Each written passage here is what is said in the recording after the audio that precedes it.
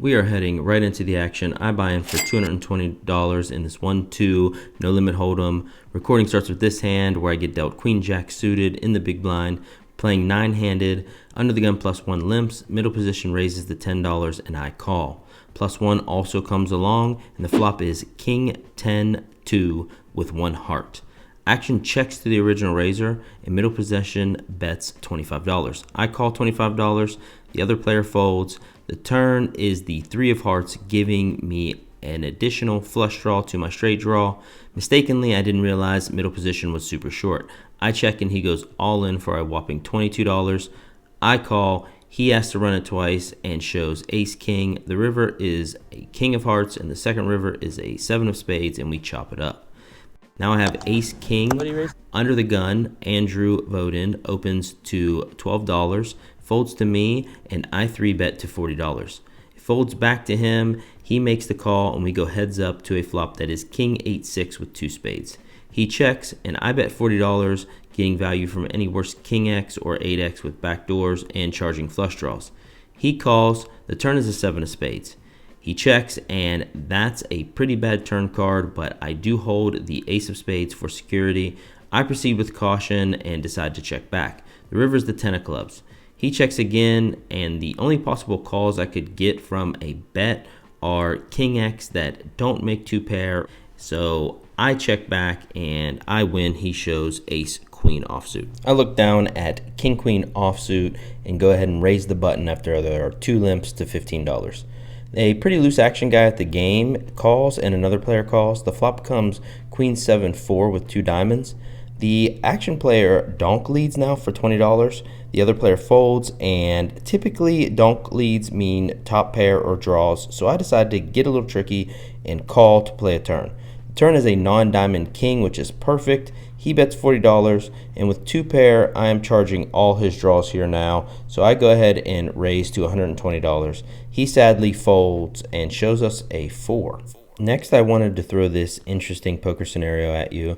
I am not involved in the hand, but this player makes no verbal commitment and attempts to raise, clearly. But a stack of chips falls off, and then he tries to reach back and add them. Do these chips count in the raise or only the stack that was initially pushed forward? There was some debate at the table. It ended up not mattering in the hand as his opponent folded, but let me know what you guys think in the comments below. Moving on, I look down at pocket aces. Andrew limps under the gun, and in late position, I raise to $16. The action player on the button makes the call, so does Andrew in early position. 3 ways to a flop that comes king deuce 4 with 2 hearts. Andrew checks. Of course, I'm going to continue on this board texture multi-ways with a flush draw present. I size large to $40. The button folds. Andrew calls. The turn comes the 7 of diamonds. Opponent checks. This card doesn't change anything, so I continue for value, charging king X hands of $40. This sizing, though, is too small. It gives all flush draws a really good price. Andrew pauses and then asks how much I am playing behind. I answer, and he proceeds to check raise to $140. In my mind, he floated us last time with ace queen high on a similar board texture, and I checked back the turn in that hand. Pocket 7s are possible, and turn check raises are almost never bluffs.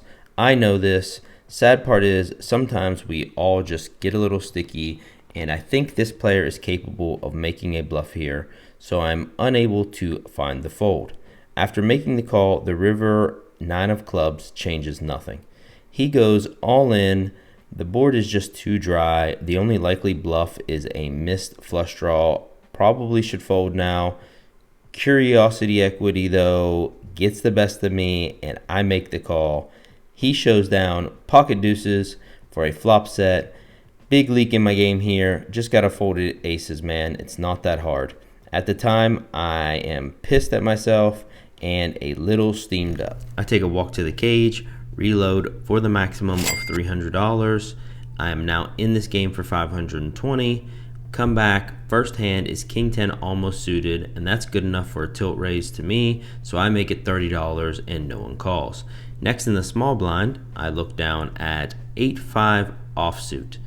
we have some action of $15, one call, and I decide to call. It's good enough for a tilt call right now, I assume, but do not make this call. 8-5 offsuit is not a playable hand.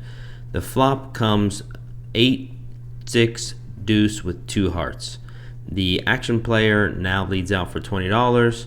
Andrew calls, and with top pair, I'm going to see a turn. So I call. The turn is the 8 of hearts. I check. The action player bets $30. Andrew folds. Not the best turn card. It does bring in the flush, so I'm going to proceed cautiously, and I just make the call. The river is a deuce, pairing the board, giving us a full house. We check for the final time, fully expecting our opponent to keep betting, but he doesn't. Checks back, rolling over ace-king of hearts for the nut flush, and clearly we have a full house, so we go ahead and take this one down. Let's go over this poorly played hand. I get aces again under the gun, and this time I decide to get tricky and limp. Terrible play, I know, and no one raises, so we go to a flop multi-ways of 7-6-3.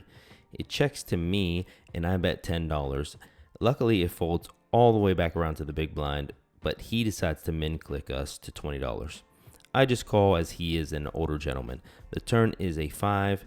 He bets $25. I just smooth call. The river comes a queen, and now he decides to check. Older guys tend to not even triple barrel to pair, which is likely as there was no raise pre-flop by me and he was in the big blind.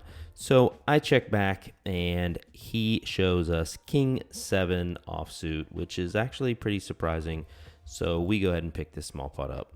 Next we get dealt 5-10 suited, which is a clear fold. But the very next hand we get dealt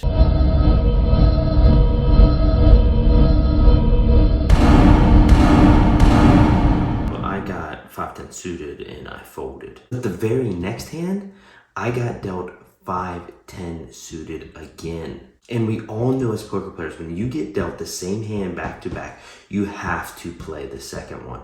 Yeah, but you're not hearing me. I also had my lucky underwear on and my lucky shirt.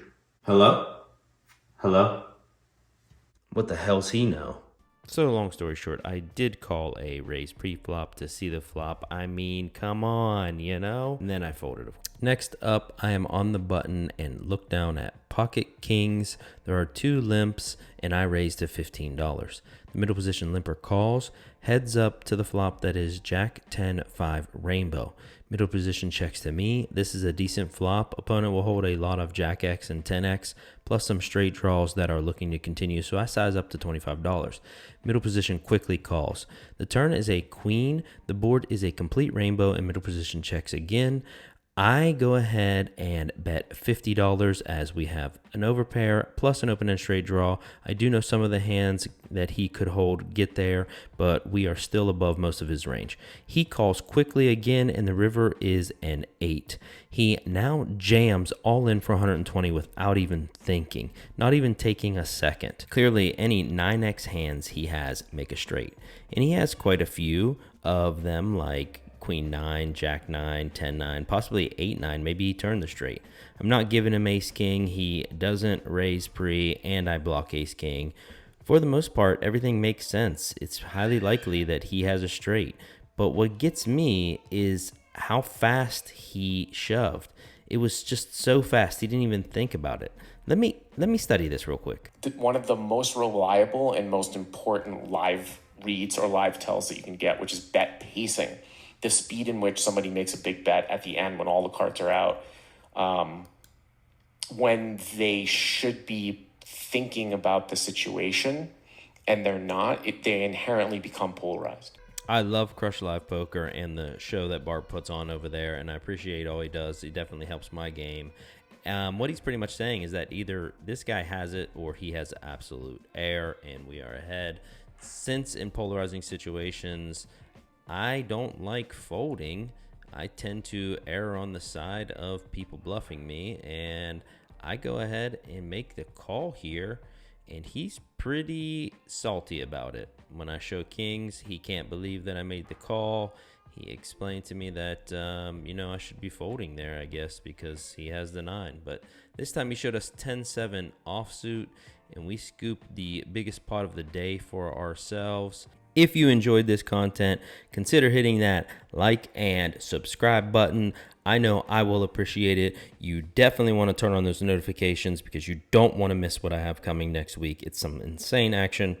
As always, 2023 headed to the moon in this session for $520, out for $596, making a slight profit of $76.